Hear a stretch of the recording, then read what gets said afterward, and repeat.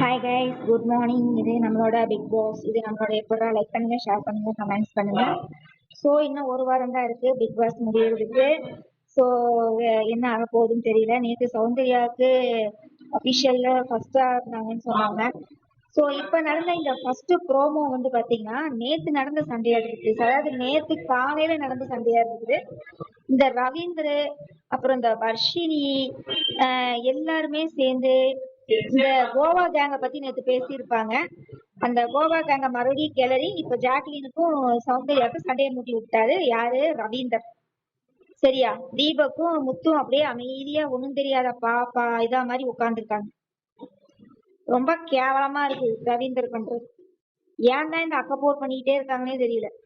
முதல்ல இந்த 8 பேர்த்தையும் அடிச்சு பத்துங்க ஐயா, முடியல. தேவையில்லாத வேலைதான் பண்ணிட்டு இருக்காரு. இப்ப கோவா கேங்க பத்தி பேசி என்ன ஆக போகுது? அவங்களுக்கு கேம் விளையாட தெரியும்னா என்னமோ பண்ணிட்டு போறாங்க, விளையாட சொல்லுங்க அப்படின்ட்டு ஜாக்லின் சொல்றாங்க. சௌந்தர்யா இருந்துட்டு அவ ஃப்ரெண்ட்ஷிப்பும் கேமும் ஒன்னா இருக்குது, அதனாலதான் இதா இருக்குன்னு சொல்றாங்க. அதான் நேத்து நடந்த பிரச்சனையை கொண்டு இன்னைக்கு ப்ரோமோ போடுறாங்க. இதெல்லாம் ஒரு ப்ரோமோ, மண்ணாங்கட்டி ப்ரோமோ. ஏற்கனவே நேத்தே இதுக்கு அப்புறம் தான் அந்த பிரச்சனை நடந்திருக்குன்னு நினைக்கிறேங்க. சௌந்தர்யா அழுதது, இவங்க எல்லாம் டார்கெட் பண்ணது, அந்த மாதிரி. இல்ல இது எப்ப நடந்ததுன்னே தெரியல. அந்த ட்ரெஸ் கோடிங் எல்லாம் பாருங்க, நேத்து ஏதோ காலையில் நடந்த மாதிரிதான் இருக்குது இந்த இன்சிடென்ட். ப்ரோமோவை கரெக்டா விடுங்கடா. ஏன்டா இப்படி பண்றீங்க? நேத்து சௌந்தர்யா அழுததா பாதி பேர் நடிப்புங்கிறாங்க, பாதி பேர் உண்மைங்கிறாங்க. எது உண்மை பொய் எதுவுமே தெரியல. சௌந்தர்யாவை அழ வைக்கிறாங்கன்னு சொல்லி நம்ம வீடியோ போட்டோம்னா நம்ம பிஆரான்னு கேக்குறாங்க. அந்த இடத்துல ஜாக்லின் அழுதுனாலும் நம்ம போடத்தான் செஞ்சிருப்போம். பவித்ரா அழுதாலும் நம்ம போடத்தான் செஞ்சிருப்போம். உடனே சௌந்தர்யாவுக்கு நம்ம பேசுறதுனால நம்ம சௌந்தர்யாவோட பிஆரான்னு கேக்குறாங்க எல்லாம். இதெல்லாம் எங்க கொண்டு போய் சொல்றது? அதாவது கைஸ், முத்து வந்து பாத்தீங்கன்னா ஒரு தடவை எழுதிருப்பாரு. அதாவது என்ன நடந்துச்சு அப்படின்னா, அந்த பவித்ராக்கு டாஸ்க் விட்டு கொடுத்தாரு இல்லையா, அப்ப வந்து பிக் பாஸ் வந்து டென்ஷன் ஆகி இந்த கேம் வேண்டாம் ஒண்ணு வேணாம் அப்படின்னு சொல்லி டென்ஷன் ஆயிருப்பாரு இல்லையா. அப்ப வந்து முத்து வந்து மன்னிப்பு கேட்டிருப்பாங்க. அப்ப வந்து முத்து வந்து ஏன் கன்ஸ்ட்ரக்ஷன் ரூம்ல கூப்பிடலன்னு சொல்லி எல்லாம் நிறைய பேர் பேசிட்டு இருக்கீங்க. அதெல்லாம் ஒண்ணுமே இல்லை கைஸ். அவர் வந்து மன்னிப்பு கேட்கறதுக்காக தானே இது பண்ணாரு. அதுக்கெல்லாம் கன்ஸ்ட்ரக்ஷன் கூப்பிடணும் அவசியம் இல்லை.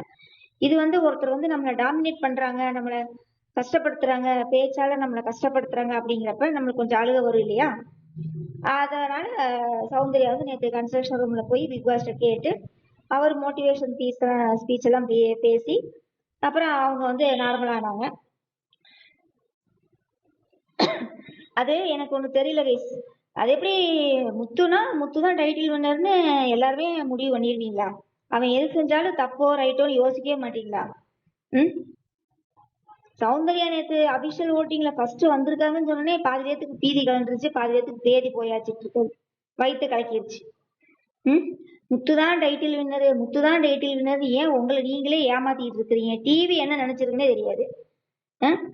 டிவி என்ன நினைச்சாலும் மக்கள் யாருக்கு ஓட்ட போட போறாங்கன்னு தெரியாது.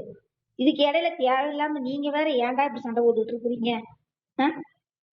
யார் ஜெயிச்சா என்ன? முத்துவை பத்தி ஒண்ணு சொல்லிட்டா போதும், எல்லாம் வரைஞ்சு கட்டிட்டு வந்துடுறாங்க. மத்தவங்களை யார பத்தி பேசினாலும் ஒன்னும் கவலை இல்லை.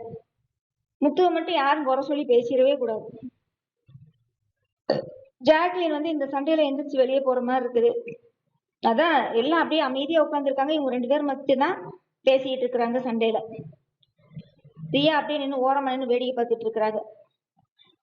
முட்டிக்கிச்சுடா 2 பேத்துக்கும் அப்படின்னு.